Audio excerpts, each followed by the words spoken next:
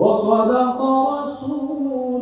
তো সেই জায়গায় আমরা বলবো যে অতীতে অনেক কেস এখানে আমরা যখনই আপনাদের কাছে বিষয় আছে, লোকবলের সমস্যা আছে, নারী ক্ষমতায়নের জন্য শিক্ষা এবং কর্মসংস্থানের ব্যবস্থা করা, শীতলক্ষা নদীর উপর রোপওয়ে এবং ওয়াটার সার্কুলার হিসেবে ব্যবহারের জন্য ভূগর্ভস্থ পানি ব্যবহার পরিহার করে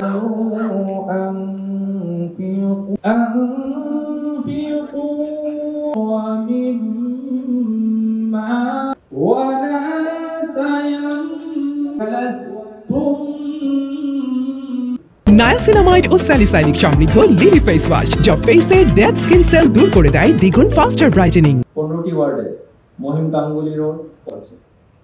নগরীর জনস্বাস্থ্য উন্নয়নের লক্ষ্যে আওতায় পরবর্তীতে নারায়ণ সিটি কর্পোরেশনের অন্যান্য ভবন স্থাপনা এবং এর জন্য সমন্বিত পরিকল্পনা প্রণয়ন করা। শীতলক্ষা নদীর পানি দূষণ মুক্ত করে 33,78,158 টাকার বাজেট ঘোষণা করেছে। এই পর্যায়ে এই বিষয়গুলো এখানে বাস্তবায়নের কথা ছিল।